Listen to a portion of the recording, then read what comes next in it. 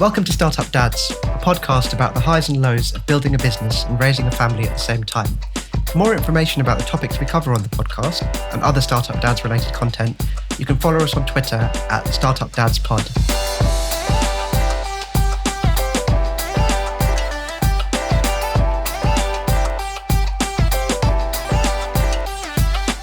I'm Amrit, co-founder of Hyperexponential, a tech startup that I co-founded in 2017. It's grown from a two-person team working out of my kitchen to a profitable business with several large clients and more than 20 team members across London and Europe. I'm also dad to Evie, my first child, who was born last December. And I'm Joe. I'm dad to Esme, Lila and Nancy, who are 10, 8 and 5. I've been working on startups, in startups or with startups virtually my whole career, which is about 20 years now. For our first episode, we're going to focus on the startup bit of Startup Dads and talk about making the first step on the journey to running your own business, getting started. It can be daunting jumping into the unknown, and the first step is the biggest.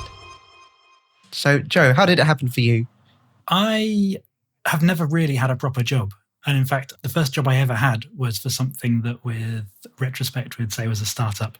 This is back in the early 2000s when startups were not such a thing. I think people's perception of what a startup is was very different then. It was just a really badly organized business that was looking at how best to harness some of the opportunities that the nascent internet was providing. Having worked for sort of a couple of very nascent, very badly organized companies, I decided that what the world really needed was me to start my own very badly organized company.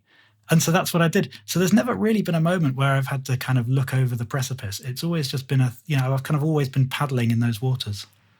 Was it just a natural step? Did you ever feel any trepidation about starting your business, or was that a completely natural kind of jumping off point? Yeah, no, you see, that's it. I think it's a mirror image because I've only actually ever worked for one corporate in my life. That was much more the terrifying thing.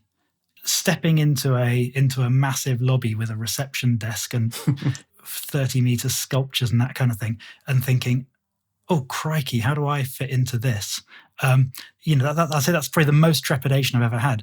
The bit of incorporating a company or putting an idea out there or assembling, a couple of people that you think can help you on the way, that's always kind of felt very natural to me. So I've never experienced that peering over the edge thinking, "Oh God, are we going to jump this one?"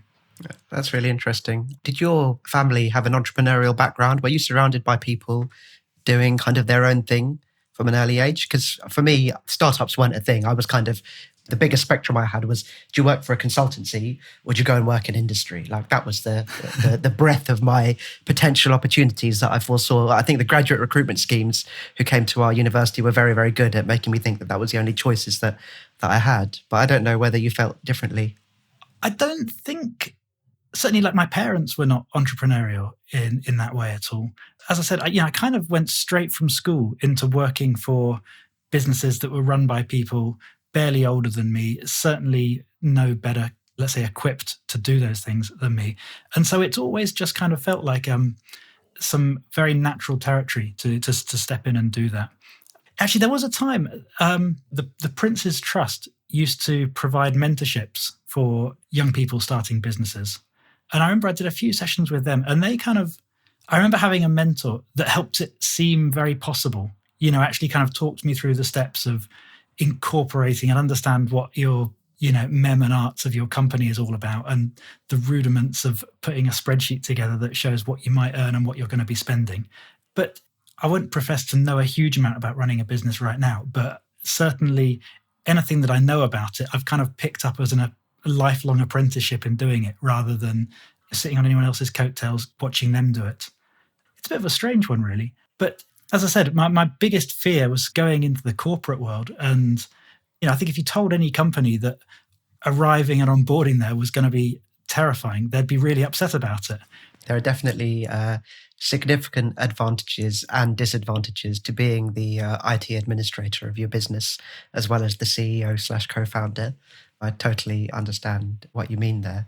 You sound like a startup natural, Joe, the way you talk about it.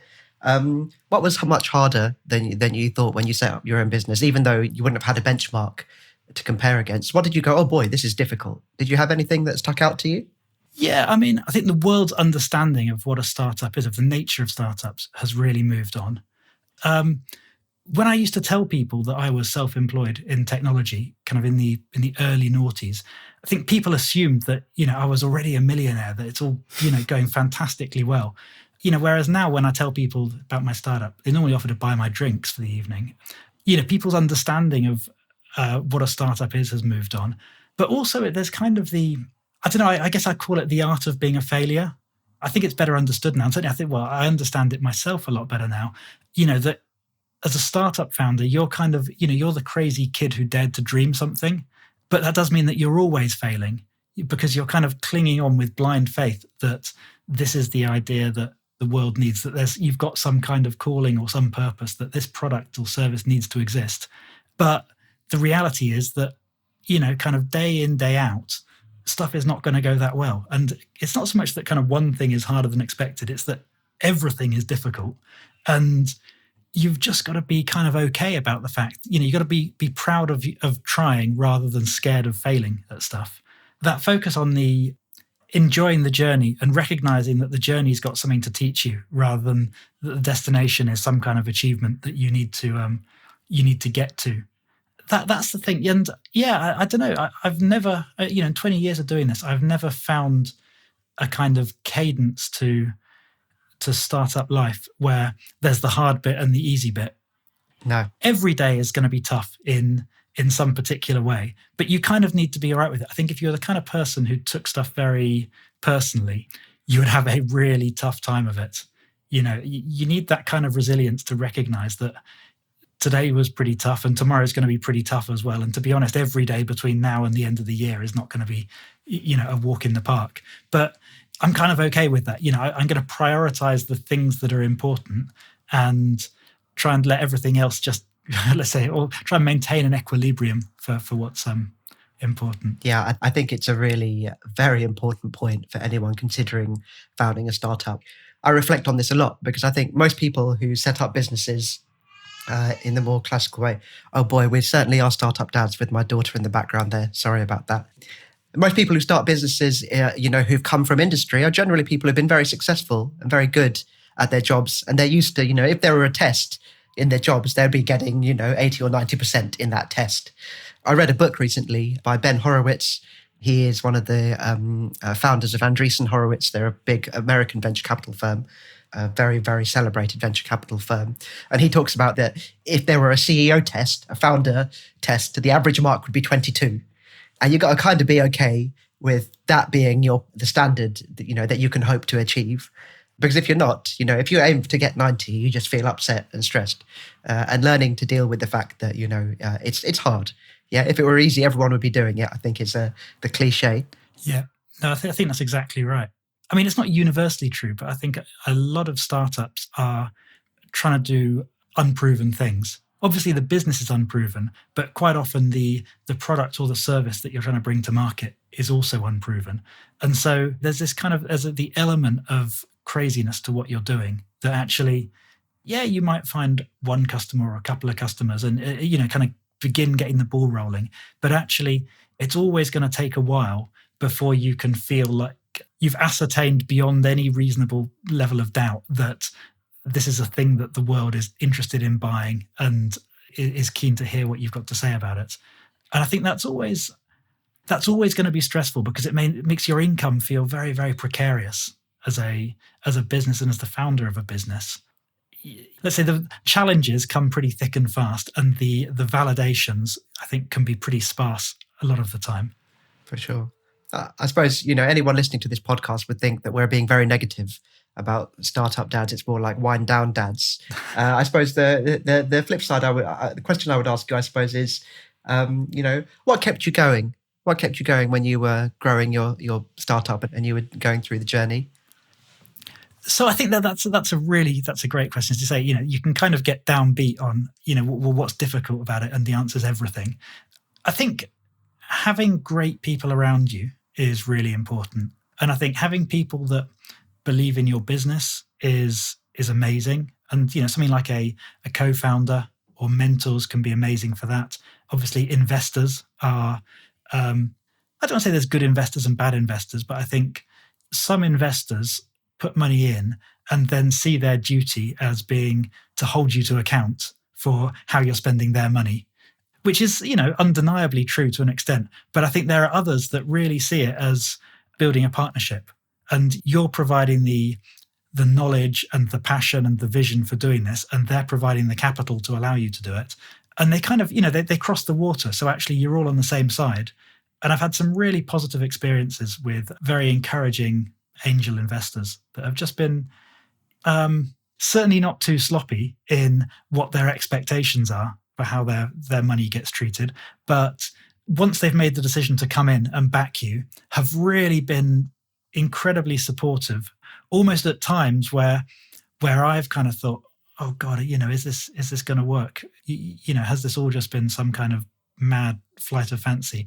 And actually, it's been the angels that have said, come on, actually this is fine. All we've got to do is fix this thing and either, change the projections a little bit or raise a little bit more money or make the business a little bit more investable one way or another.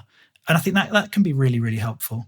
So yeah, for me, it's really about having the kinds of people around you that can pick you up when you're on the floor a little bit. Yeah, it's definitely true. It matters much more in a startup mindset, though, in a startup business, though. If we take it back to the fact that the average score on the test is 22, and you go, God, I only got 22. It's nice to have a co-founder or your wife or your friends or your team to go, you know what, 22 it's pretty good.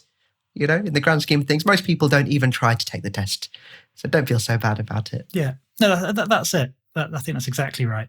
Maybe that's something that comes with maturity a little bit. I think back in the really early days of doing this, you'd only need one difficult phone call or one bad meeting.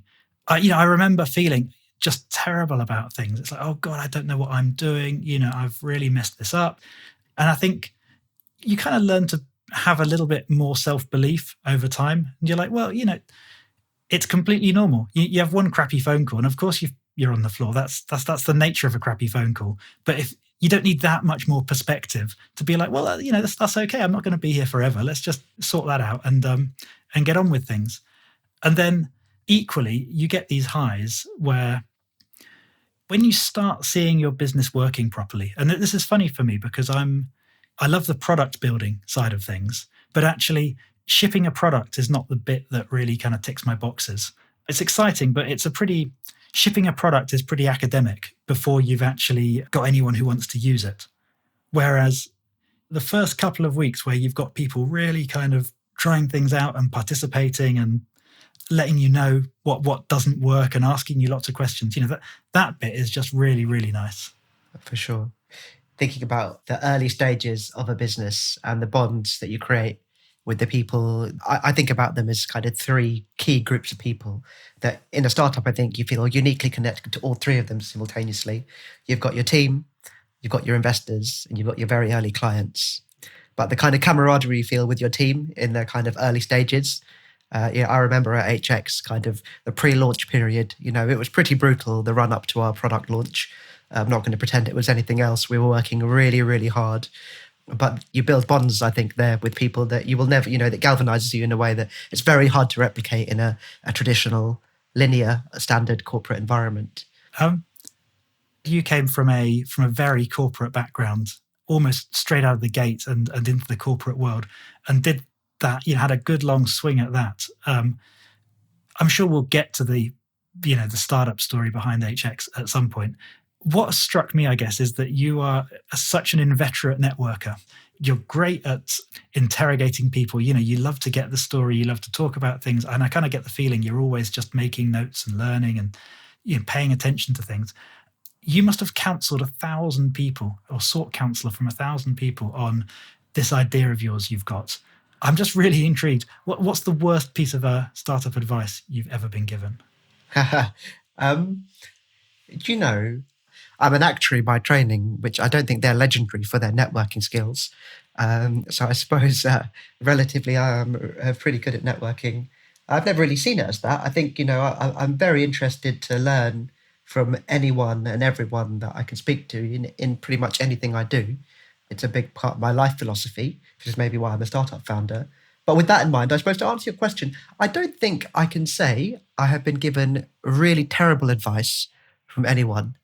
The one thing I would say is that when I was setting up HX, when I told people that I wanted to do it, because again, it took me a little bit longer to take the leap, but I sought a lot of counsel. You're absolutely right. I did find myself, I got very extreme views on what I should do when I told people that I wanted to quit my very cushy job. I hadn't had kids. I wanted to have kids, as you can hear from the background here. And I was about to embark on a pretty intense business startup journey. I got two very distinct camps I found, and they were quite extreme. I'm generally, again, life philosophy, I try and stay away from extremist viewpoints in either direction, philosophically and politically. But one group was, this is an absolutely terrible idea. You shouldn't at all do it. You've got a mortgage to pay. You want to have kids. How are you going to provide for them? And then I got obliquely related to that. I got, well, how will you do things like HR? You don't have the first clue. You're an actuary. You do sums for a living. How on earth are you going to do all of that? So that was one group of advice I got. And then actually, equally unhelpfully, on the other end of the spectrum, I got the, Amrit, you've never failed at anything. This is going to be a slam dunk. You're going to be a trillionaire. Of course you should do it. Just go do it right now.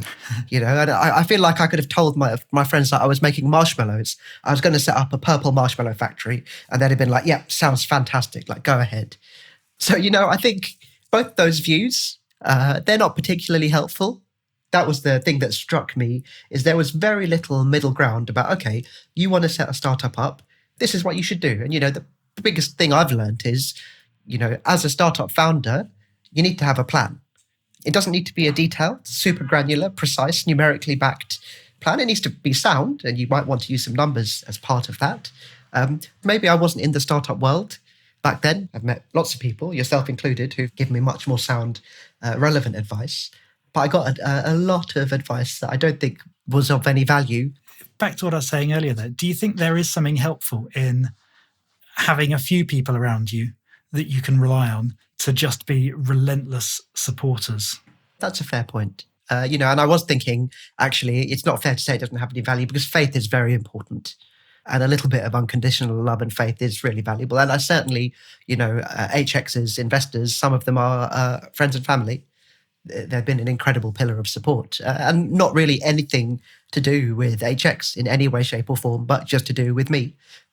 Because, part of HX is me, and my ability to keep going is a big part of that. So yeah, you're right. That on reflection, as you say, you're going to be fine. Maybe that's a completely legitimate form of advice in a different way, maybe counsel rather than advice. I mean, I guess another way of looking at it is there any advice that you've taken and acted upon that you've subsequently wished you hadn't? One piece of advice that sticks with me in my mind when I think about HX is, I think there is a sense of get on with it and do it quickly. And therefore, when it comes to raising money or seeking investors or getting started, that kind of time is of the essence, crack on and do it now.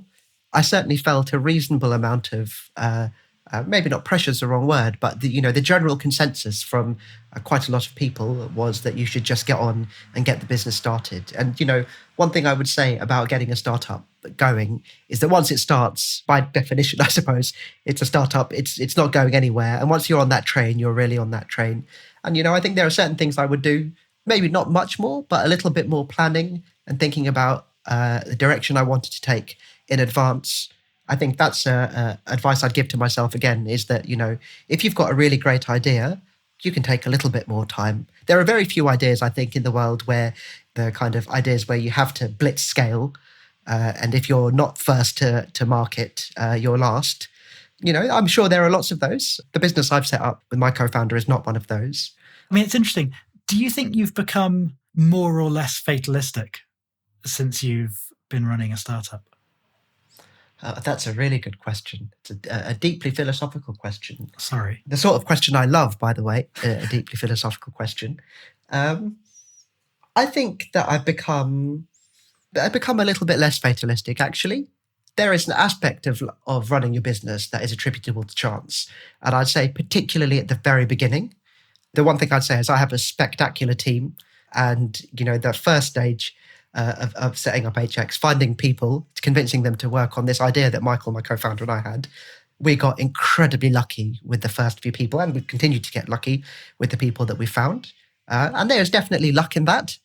And as I've realized, building a tech startup in London, that was definitely luck, because tech hiring in London deserves its own podcast episode, I think. But as time's gone on and the business has become, moved a little bit away from being more sensitive to shocks, if you will, changes in the environment, in our clients' circumstances, in the market circumstances, as we've become a little bit more resilient and we have grown, I certainly feel much, much more in control of my own destiny, which is definitely a double-edged sword, because that means that ultimately there's also no one that I can blame but myself if it goes in the wrong direction. And do you do more planning now? I do better planning now, I think. I did a lot of planning at the beginning, and I think it's advice that I'd give to myself. Learning to plan the things that you really can control, and not plan for things that actually, if you look at them with a really critical lens, the proportion of the variables that you can control in the plan is relatively small. In any given plan is quite small, and you should focus on those. This is still something I'm trying to work on and get better. When you think about sales, for example, there are actually a very small number of levers that you can genuinely control. I think, also as HX has grown and I have a great team, I have a little bit more time to plan. At the beginning, I had to set up our HR policy on the bus. I'll never forget that. Going to see my family for some food with my laptop at the back of the 176 bus, writing our HR policy, going, boy, this is not what you signed up for when you said you were going to build an analytical technology startup. I think I want to see your HR policy now. I want to say that it has been replaced. Like many things that I built in HX, a professional has come along and replaced it. I think my front end, my user interface code was, I can't tell you whether it was better or worse than the HR policy, actually. I'd like to think it was better, but you'd have to ask my team. Obviously, we're kind of, we said we wanted to talk about startups and family, and trying to do a startup when you've got a family and trying to do a family when you've got a startup. What's been your biggest collision between work and family so far? I would say the biggest shift for me personally has been the imposition and requirement of a much more structured routine to my day. I have been extremely lucky that for my whole life, I have done a job that I have loved. I've loved it and I've been pretty good at it. And those things probably correlated. I'm an actuary, sorry, so there has to be at least one mathematical term in the podcast. Those things are correlated. And as a result, I have spent a much larger amount of my life working than the average person. And I've done that willingly and gladly and happily. And I have grown and been successful because of that. And that's meant that, if I felt like working really late one day, I could just keep going. Or if I wanted to do a little bit of work, get up in the morning and do a little bit more, or work on the weekends, I could do that. Nowadays, Evie, my little girl, she, her routine drives the day. And so at 7:30 every morning, it kind of really doesn't really matter what else I'm doing, how important it is to HX or myself. Evie needs to wake up and she gets priority. And, more than anything else, she doesn't really care, right? She doesn't give about what I'm doing, because at that point, her wonderful, simple and developing brain goes, right, it's time to get up. It's time for me to have my nappy changed and get some clothes on. So, that's a big, big part of that, because, I had a routine previously, but it was much more fluid, and there's no room for fluidity. Children are optimized to exploit a moment of weakness in the fluidity of a routine.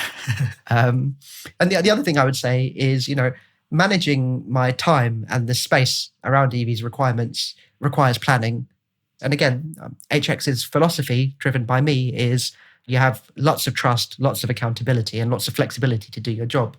So I often, will have Evie with me if it's a meeting that I'm not an active participant in, or actually where it's something that, we're just having a all hands at the end of the week, or, we're having a drink or something like that.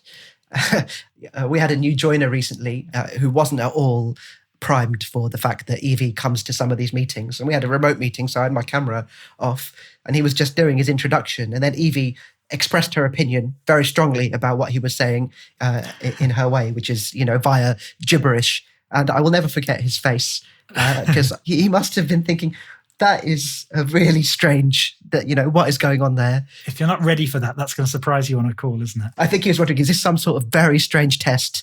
I'm doing my morning stand-up and now someone is making very peculiar noises.